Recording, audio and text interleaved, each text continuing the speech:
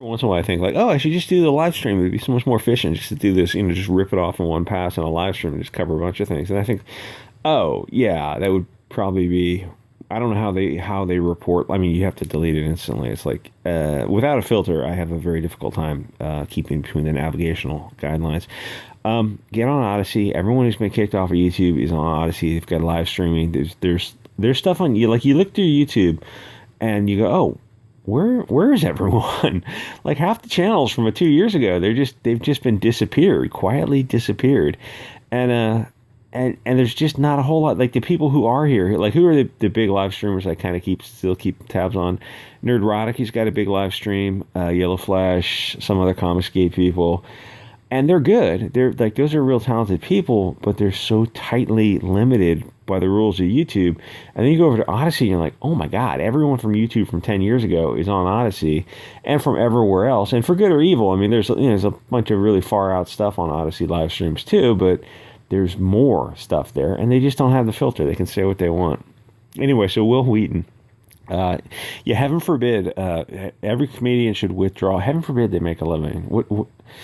I'm sure getting venues right now is a little bit iffy as is because people don't know. You want to go sit down next to the next Typhoid Mary, and it's weird because it's like as freaked out as the liberals are about this whole woo-flu thing. They seem eager to go back and sit next to people, which is I don't quite get that. I'm not sure I'd want to go sit. Anyway, yeah, these people have to make a living. Well, they can't go to a comedy convention and sign autographs or whatever it is you do. He's been in a bunch of stuff. He's an actor that everyone hated like 25 years ago, and he's still hated today. Even the people I think he's allied with, I don't think they have a whole lot of respect for him.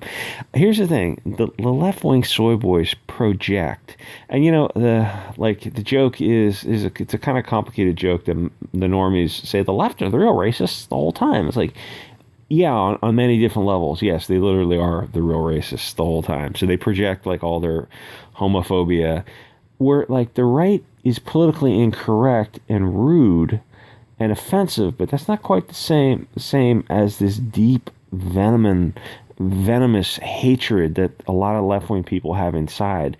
So when they assume the right is all these things, it's like you look at these left-wing people and you're like, that's coming from you. All these gay issues and like you've got all these ethnic issues going on. Like that's coming from something deep inside you. It's not you're projecting that onto the right, and it's just not like all the people they call all these istophobes. It's like you look at the group they're calling istophobic, and it's like it's a mixed group of everyone.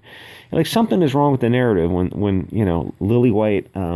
Will Wheaton and all these other like groups are calling these mixed right wing groups the Hugo Boss types. It's like eventually this is going to catch up, and we're going to have a redress of grievance. Anyway, so he's telling some story. Oh, he's obsessed with the color of his skin for some reason. I'll explain in a second. Probably because one reason he's outraged that the purse puppy that he is correcting has a different shade than him, and that makes him feel very uncomfortable. So the left views POCs as theirs. They have an ownership interest in them, and politically at least they do, because they know they have their vote. That's why if you're a POC on the left, they're not going to do anything for you because they don't have to. They've already milked the cow. So when they leave the plantation, people on the left, like Will Wheaton, start getting very resentful. Like, look what all I've done for you. You're just a helpless animal. Like, stay in your lane, Mr. Will Wheaton. So a POC who thinks for themselves is going to be based. And that's all I can say for GoogleTube. Note, I didn't say Republican or conservative because conservatives don't actually conserve anything. And Republicans take their orders from China, Israel, and maybe Russia. It's just kind of the highest bidder. So the reason Wheaton keeps saying white is tricky. He's trying to distance himself from what he views as his bad behavior. He used a slur in a locker room in front of some gay friends or something. And here's the thing. I mean, obviously it's not a big deal, but did the event even happen, or is it just in his imagination so he can make this point? Did he make it up to make his F Whitey point? He's trying to distance himself from the slur, the bundles of sticks slur, which is not a big deal. Just say, oh, sorry, dudes. Sorry, my bad.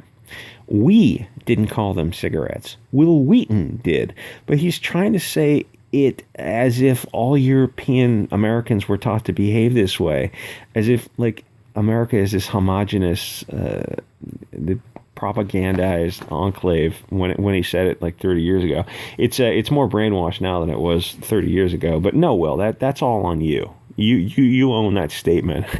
Just because people share your ethnicity, they're not to blame for you calling people a bunch of bundles of sticks. So Will is in this position of correcting Chappelle, who escaped the plantation.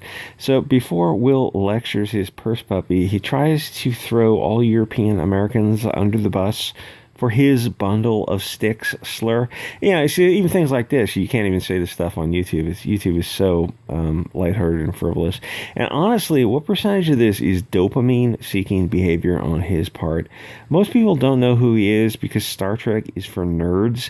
He played a soy boy in, I think, everything he's been in. He's a soy boy now, but now he needs attention.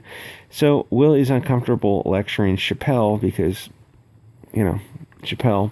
But Chappelle is going off script, and obviously Chappelle is not allowed to have his own opinions. So Mr. Big Brain Will must make sure Chappelle stays in his lane. The professional comedian for the past 30 years being a professional comedian and, starring in movies and writing scripts, like for decades of doing this stuff. Yes, he needs to be told how to think. How patronizing, I think with comedians is they're usually pretty bright because they're looking at all aspects of a situation. But Chappelle's got his own issues. So how patronizing is it to be lectured to by a soy boy? There's like soy boy mentally, and then there's soy boy mentally and physically. And when you look at Will Wheaton, you go, oh yeah, this is what a soy boy looks like. I hate to use the term cuck because it's so, it's kind of cringy, but it's like if there was such a thing, it would be his face. I don't like Chappelle, but at least he is doing things. He's putting things out into the universe. He's not exactly stunning and brave because when it comes down to it, he's privileged. He's almost at the top of the purse puppy hierarchy. And he knows it. He knows it's a shield. It's tricky for liberals because Dave is black man in specific, while he is loosely going after trans people in general. So black specific is more privileged than trans in general. And trans is actually losing power pretty quickly because so many people are jumping on board the BLT. We're all identifying as this and that. It's like, are you really? Because where were you last year? Dave is never going to be Irish, but he can be trans today and cis tomorrow because, race is an immutable characteristic. Almost nothing coming from liberals is worth listening to.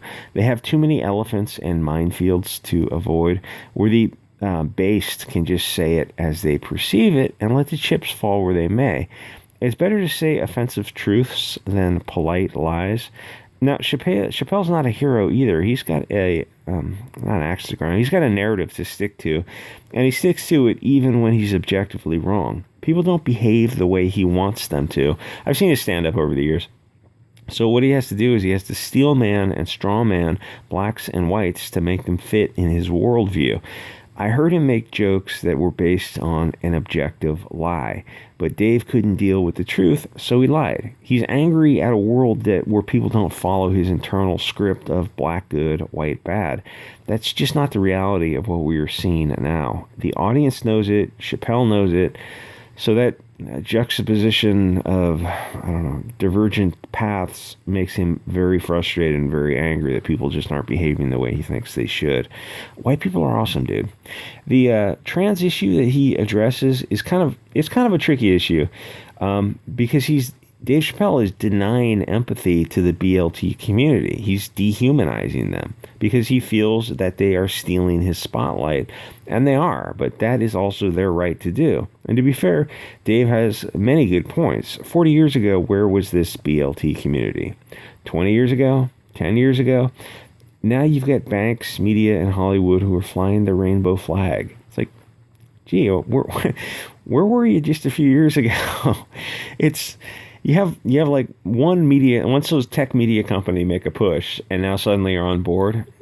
And to be fair, there's some people in the BLT community who are like, get the fuck out of here with this. Just go away.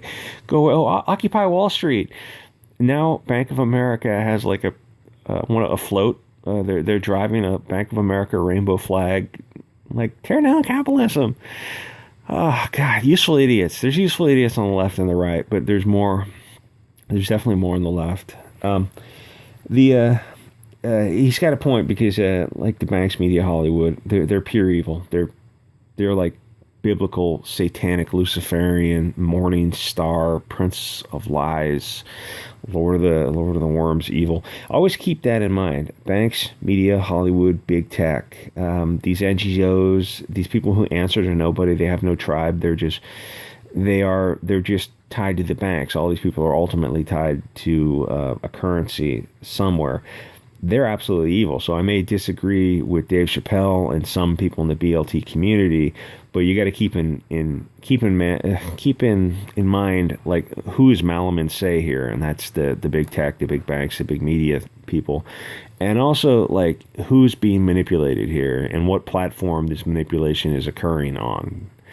Anyway, get on Odysee, Bit Chute, Alt, Gab. The longer you stay on Twitter, the longer you're feeding Twitter. And I will see you guys on the next episode.